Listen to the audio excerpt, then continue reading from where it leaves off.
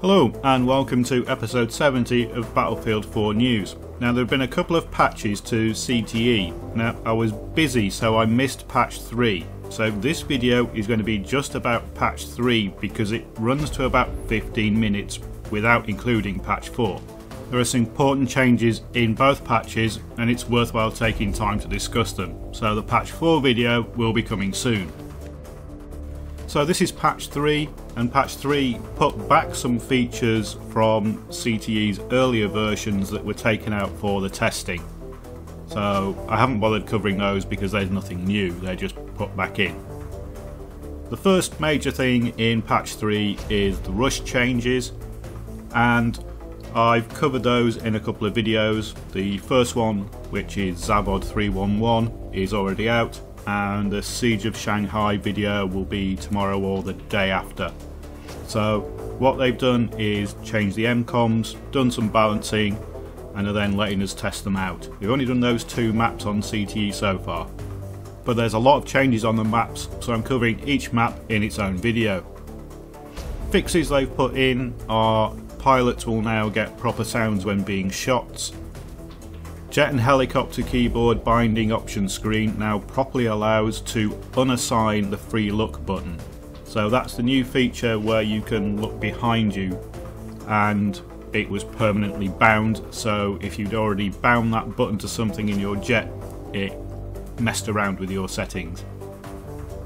They've changed the jet physics when you hit the ceiling, so you get a bit of judder, but you don't get stuck there as much. You now actually start falling out of the sky, which you can then recover from. They've added this CTE version number in the top left hand corner so that they can tell what version a particular problem was occurring in. And they've put in the first changes to suppression. So this is what they call the visualization pass. Now, because they want to remove some of the suppression effects, they need to add more information that you are being suppressed. So essentially what happens is you get a black fuzzy border around the edge of the screen now. So when you're being suppressed, the edges of the screen turn black. Now the link at the bottom is all about suppression. One of the devs has gone through and explained exactly how suppression works, what it does, and how it affects the player. So let's have a look at that. This post is by Undead Pixels, who is designer at DICE LA, and he's responsible for weapons, gadgets and vehicles. Now, some people will be surprised that this is being done by DICE LA, but DICE LA are heavily involved in the future DLC, they're heavily involved in Hardline, and so they're taking over a lot of the engine responsibilities because they need to be fixed on both games. Hardline already uses a different suppression system to Battlefield 4, and the Battlefield 4 system seems to be shifting towards the way that Hardline implements suppression. But Undead Pixels goes into explaining how suppression actually works. There is a 1.5 meter sphere around the soldier's head. As a projectile passes through this sphere, it applies its suppression value to the soldier. This is scaled from 100% at the centre of the sphere, a headshot, all the way down to 0% at the very edge. Suppression counts from 0 to 1 and does not have any effect on the soldier until it reaches point 2. So that means the game is taking into effect every shot that comes within 1.5 meters of your player's head, and it's then using the suppression value assigned to each gun, which is based on caliber and fire rate, adding all those up and giving the player a suppression value from between 0 and 1. So 1 is fully suppressed, 0 not suppressed at all. Then he goes on to give an example of an AK-12 firing from 12 meters away, and a headshot with an AK-12 or something that's very close to a headshot would cause a suppression of 0.03. So if you're whizzing bullets past somebody's ear at close range with an AK-12, it's going to take 7 shots to feel the first stages of suppression.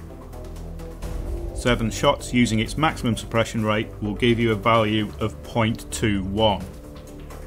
Now if those shots are off by a meter rather than being very close to the head, it's going to take an entire magazine from an AK-12 to start applying the suppression effect. So that gives you an idea of how bad the low caliber weapons are at applying suppression to a character. With a value of 0.03 and it not coming into effect until you get to 0.2, you're more likely to kill the guy before you suppress him.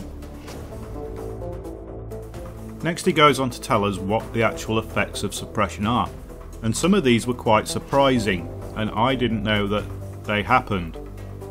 So suppression happens between 0.2 and 1 and the effects scale up. So the first sign of suppression is vignette, and that's the blackening around the edge of the screen. Now this can't be seen if you're on low PC settings or if you're using an old gen console. The effect maxes out at 0.67 suppression and it's generally just a visual cue. It slightly reduces your field of view but not dramatically. The next effect is motion blur, and that's actually linked into the vignette. They appear at the same time and at the same rate, and again this won't appear on low PC settings and it doesn't appear on old gen consoles. Now if you watch my videos closely, you'll notice that when I'm playing on the live game I don't get the black border and I don't get the motion blur. When I'm playing on the CTE servers I do, and that's just because of the settings I have for the two different versions of the game. So in CTE I run my graphics on auto, which basically puts everything to high for my PC, and I've got motion blur set at 50%, which is the default. So I run at the default graphics settings so that I can see all the effects. In the live game I have a set of custom graphics settings, and those are based on something that X Factor posted about 6 months ago on how to improve your graphic performance and how to reduce all of those effects. And a very simple way of removing those effects is to set motion blur to 0. Just turn off motion blur and of course you don't get the motion blur effect. So there's no fiddling with game files or anything like that, it is simply just using the graphic settings within the game.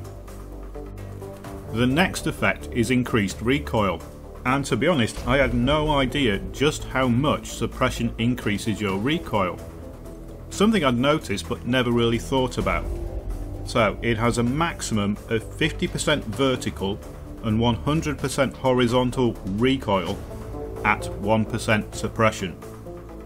Attachments don't modify this, so it's applying these percentage increases to the gun's base recoil, and that might explain why if you're suppressed you miss a lot. The next effect is sway. So this is similar to what you see on a sniper rifle when you're looking down the scope and the crosshairs are just wafting from side to side until you hold your breath. Suppression has the same effect on all guns. It will make you sway from side to side slightly, and you can counter that just by moving the mouse, but holding your breath won't counter it. Sway is quite subtle and you often don't notice it. Flinch, however, is quite violent, and you will notice that when it happens, and this is when you suddenly become suppressed. So this is LMGs, sniper rifles, vehicle mounted guns, all of those cause you to flinch. And the final effect of suppression, and it's one I didn't know about, so reading this has been quite informative. When you have any suppression value other than 0, you are considered in combat and will not begin to regen health until your suppression level reaches 0. I didn't realise that suppression's effect on health regen was quite so on-off. If you hide behind cover to avoid somebody shooting at you and they carry on shooting around you, so say you're behind a crate crouched down, they fire over the top of the crate, they're still getting bullets within 1.5 meters of your head, so you've still got suppression value, you will not regen your health. And I didn't realise it was quite that bad.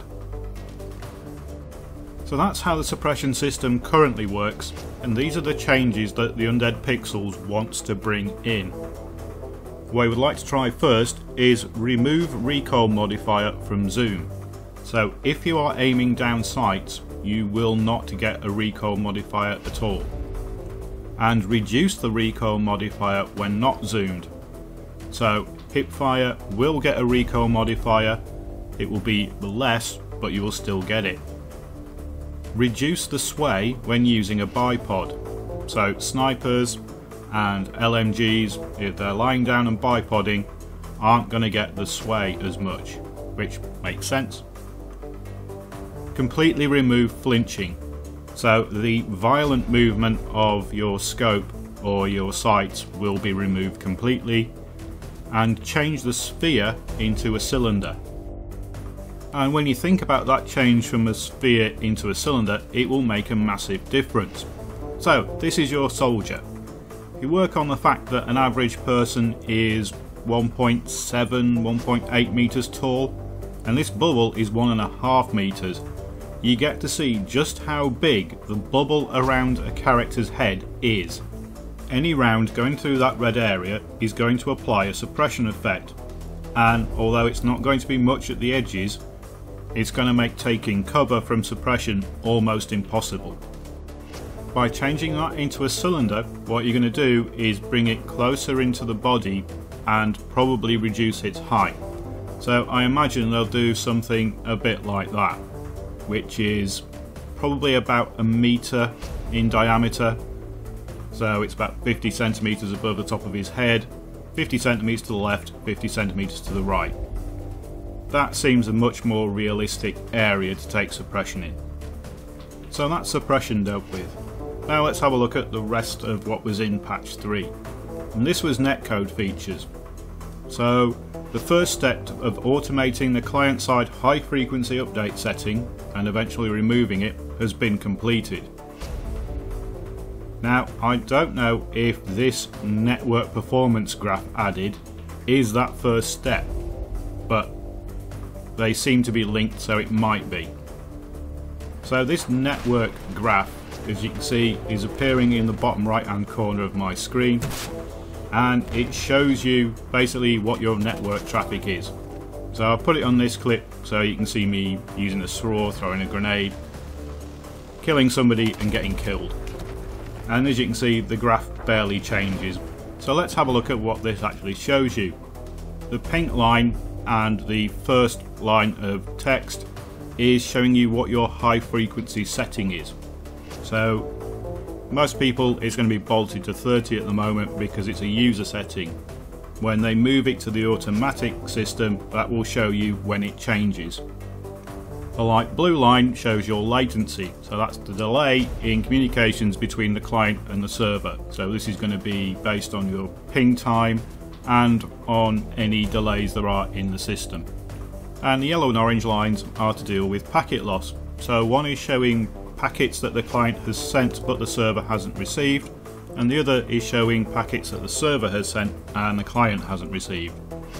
So through these you can monitor pretty much what is going on in the game as far as the network is concerned.